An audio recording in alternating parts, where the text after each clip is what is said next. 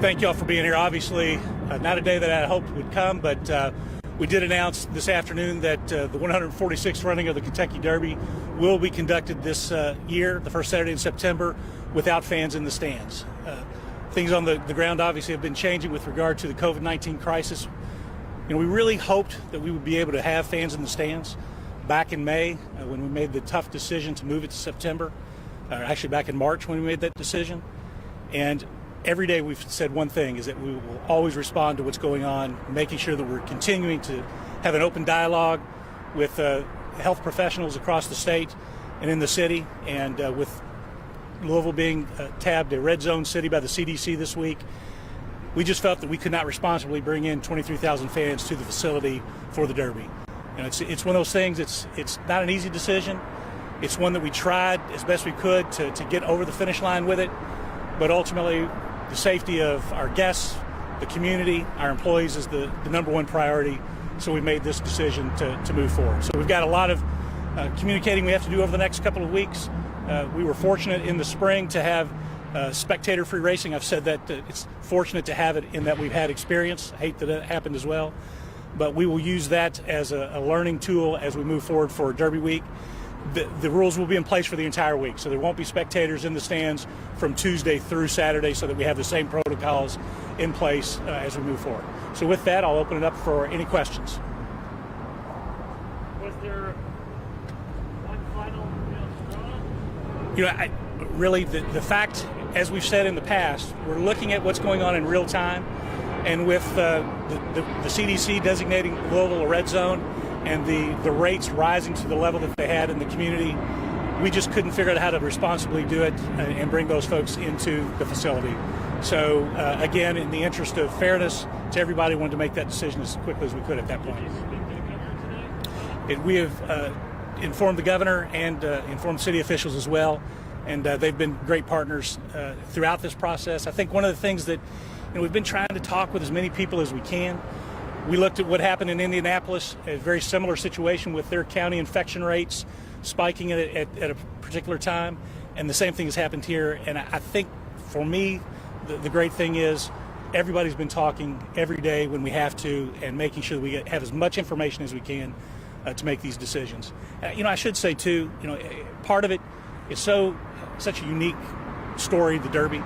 I've had calls from people this week who have told me that they've been to the Derby 40 consecutive times, 50 consecutive times, and they're trying to keep those streaks alive. And so that's an important thing for them. And so to them, I want them to know that our hearts go out to them.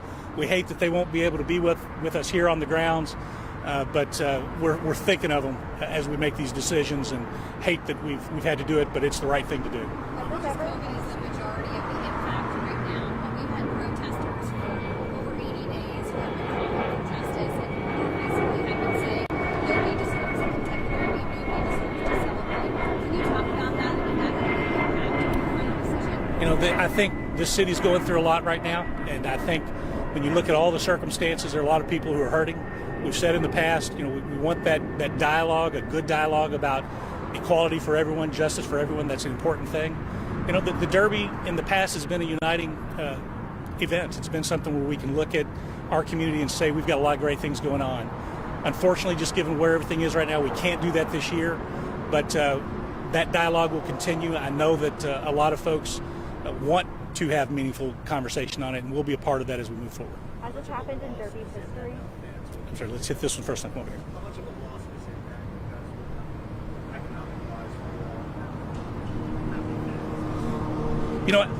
Economically, obviously for the entire community, it's a big event. It has a huge economic impact. I believe the CVB has around $400 million economic impact. But the reality was that the smaller event with 20,000 fans wasn't going to be the same event we've had in the past. It just couldn't be. And so that sort of ship has sailed, if you will. We really have been not focused on that piece for quite a while, and just saying, how can we do it in a way that pays tribute to the great city that we live in and to the horsemen. So, it's not just us. I mean, the pandemic has hit everybody across the globe, and so we're doing our best to sort of keep things moving forward in the rules and in the moment, but it's not about the economics and hasn't been for quite a while. Sorry. Has there ever been a Derby without fans? Not that I'm aware of. I said no. We set the record for Derby fans just a few years ago, a little over 170,000. This is the first time that we haven't had fans in the stands, obviously, but it's unfortunate. Don't want to repeat it, obviously, but we certainly, there are more important things, and right now the important thing is the safety of our community, of our fans, of our guests, and just given the facts as they are right now, we have to make this decision. And will ticket holders get their full refunds? Yes, that's a great thing. So automatically, now that the event is without fans, anyone who has purchased a ticket and still has a ticket will get a full refund for those the dollars that they spent. I can't stress enough just how unprecedented this is. The Derby has only been rescheduled 3 times. This is the first time without fans in 146 years. September is usually not the time we see Derby. Right. What do you want to say to people at home who are still trying to get in that spirit, who still watch the race on TV, about holding on to this tradition before the next time we possibly see it? Yes, everything this year has been unprecedented. It really has impacted everything. Every sporting event, every life moment this year has been different. But they continue. Those life moments continue. And so we do hope folks will watch the Derby on the first Saturday in September and think about what a treasure we have in this community and have had for 145 years and how we can make it better as we go forward. But acknowledging that we're a part of sort of a global conversation about what the right thing to do is. And, as I said before, we didn't make this decision lightly. We obviously tried as hard as we could to do it in a more normal fashion, but we understand that we're not alone with this.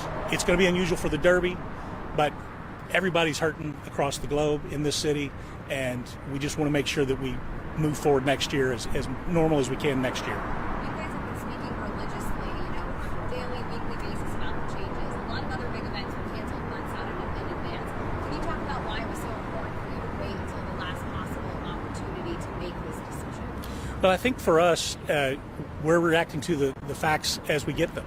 And, Louisville's numbers were actually quite good for quite a long time. And so we were adjusting to the information that we had in real time along the way. Obviously, one of our big pieces is it's important to the community. And we wanted to do something to hold that up for them so that they could be a part of it in a meaningful way. But ultimately, we just couldn't get there. Just 9 days ago was when you guys made the announcement of 23,000 fans what we're going to do. That's not that long ago. So can you talk about just the feeling that you guys have surrounding that limit 9 days, and now you're saying we can't? I actually, before I came out here, I looked at the calendar to see when we had that previous announcement. And 9 days ago, I was shocked that it was 9 days ago. It feels like it was 3-4 weeks ago. And that's the reality that we've been dealing with during this pandemic. I mean, it really has been something that a day feels like a week in many instances. So things change, and they change rapidly, and we have to react to them. I've said it many times, my hearts go out obviously to the fans and to the community, but my team, they have just been responding like champs along the way, just adjusting. I know they're exhausted of how many different variations we've had of this. So though it really has, and I know other folks feel this way in their businesses, it feels like 9 days is a month, 2 months of time frame because of so much information that you're digesting and so many changes to the reality out in the world. Was there a recommendation from your security team or LMTD not to have the Derby because of what's This decision was made by Churchill Downs and to move forward as safely and responsibly as we could. No, the whole situation is always about safety. We didn't get any recommendation from anybody from the state or anybody to shut down. Who will be allowed on the property? So it will be just those folks who are participating in the event, essential personnel essentially, those folks who are a part of the racing component, just as we did in the spring. Are there plans in place for them? A lot of them are traveling out of state with their horses. Are there plans in place to have them with their monitoring symptoms and whatnot heading up to Derby assistance 2 weeks away? So what we do, all the folks who come to our backside, who bring the horses to the backside, actually will undergo COVID testing. And then every day, anyone who enters the property on either the front side or the backside has their temperature taken, screened for those types of issues. We will continue that throughout this process. What's museum and other facilities remain open for guests? I'm sorry. I can't speak to the museum and what they're doing right now. Obviously, the Derby Week component a big part of what we're doing is the fact that it is a larger crowd, and we've had calls and we've had conversations with members of the community, many of whom really wanted us to go with 20,000+ fans, and many of whom didn't want us to do. So it's a unique piece. It's different from the museum, from other restaurants, which have a smaller piece. So they're making their decisions in real time. I can't speak for them, but I think you have to look at our decision through the lens of the size of the crowd that you would expect for Derby, and really our effort to make sure that the protocols for the week are the same, so that we do them as best we can throughout that time frame. I know you say this isn't about money. No. Of course, safety comes first, but Churchill Downs and the Kentucky Derby bring in a lot of money to the city. Are you guys worried about, continuing for next year, about having those funds to be able to continue such a long competition? We're looking forward to 2021. We're looking forward to bringing the Derby back in a normal fashion. This isn't the first challenge that the Derby has faced. It's not the first challenge the city has faced. There are a lot of hurdles along the way for everyone, but in the end, I know that this community will come together and we'll come back stronger than ever in the future. We've got to deal with the issues on the ground, both from the COVID pandemic standpoint and the civil unrest issues, and I know that will happen.